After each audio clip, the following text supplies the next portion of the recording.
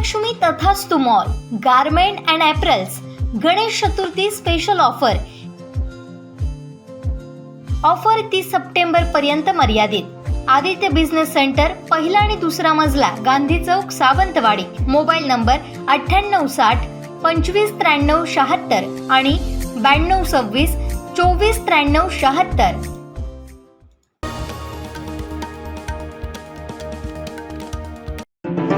या बातमीपत्राचे प्रायोजक आहेत महालक्ष्मी तथास्तु आणि महालक्ष्मी सुपर बाजार।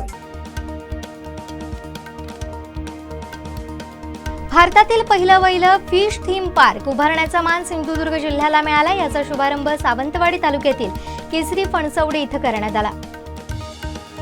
सरकार कोसळल्यानंतर शिंदेंकडे पळून जाणाऱ्या आमदारांना रोखण्याकरिता जाब विचारण्याकरिता युवा सैनिक तत्पर होता। ठाकरेंवर प्रेम करणाऱ्या निष्ठावंत युवा सैनिकांनी तसं केलं, याचा अभिमान आहे असं विधान युवा सेना सचिव वरुण सरदेसाई यांनी सावंतवाडीत केलंय। सावंतवाडीत युवा सेनेच्या वतीनं शक्ती प्रदर्शन करत महाविद्यालय कॉलेज कक्ष स्थापना आणि अनावरण करण्यात आलं। युवा सेना सचिव वरुण सरदेसाई, खासदार विनायक राऊत यांच्या उपस्थितीत शहरातील 2 महाविद्यालयात या कक्षाची स्थापना करण्यात आली।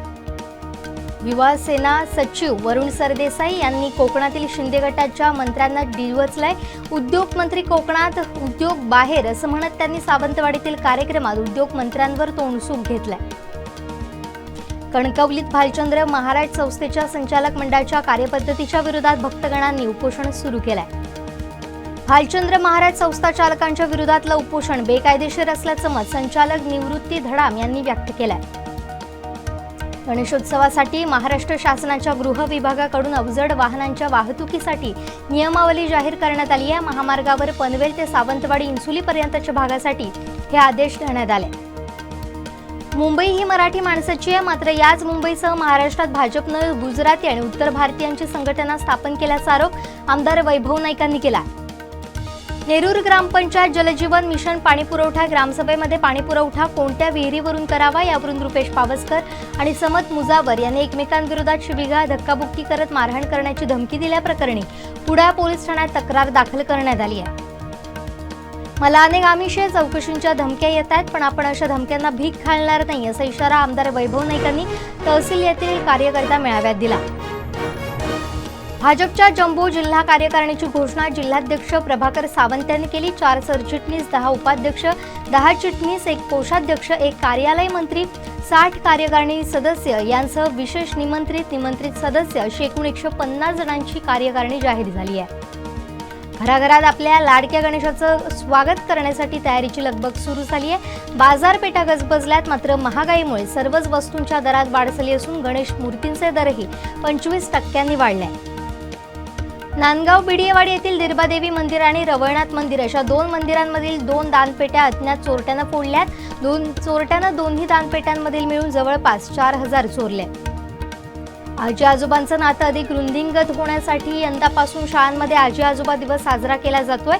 सावंतवाडीतील कळसुलकर हायस्कूलमध्ये आजी आजोबा दिवस मोठ्या उत्साहात साजरा करण्यात आला। क्रीडानगरी पुणे इथं पार पडलेल्या मॉडर्न पेंटेथलॉन या क्रीडा प्रकारात सिंधुदुर्गातील ओरोस इथल्या जलकन्या Purva Sandeep Gawade Indonesia sub junior आणि ज्युनियर इंटरनॅशनल वर्ल्ड चॅम्पियनशिपसाठी निवड झाली आहे।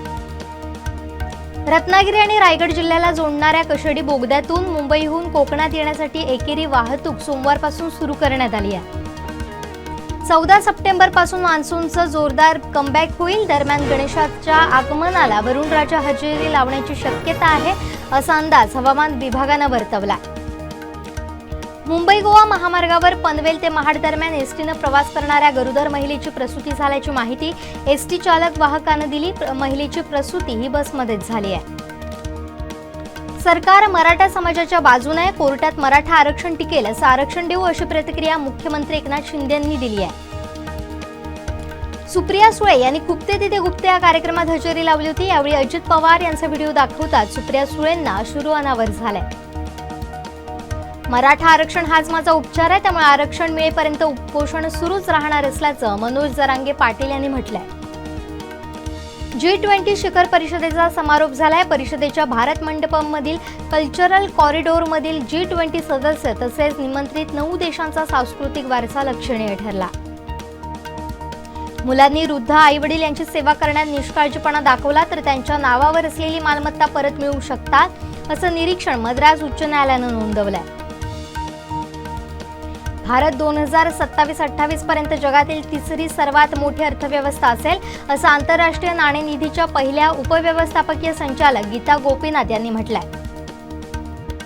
बेतिया जिल्ह्यातील लैरिया येथील लाकड गावात विचित्र मासा सापडलाय.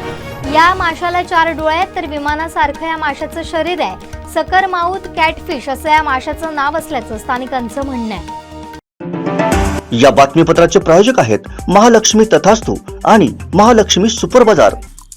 आमचे दिवसभरातले सर्व अपडेट्स, ताज्या घडामोडी आणि थेट लाईव्ह पाहण्यासाठी सबस्क्राईब करा, लाईक करा कोकणचं नंबर 1 महा चॅनल कोकण 7 लाईव्हचं YouTube चॅनल.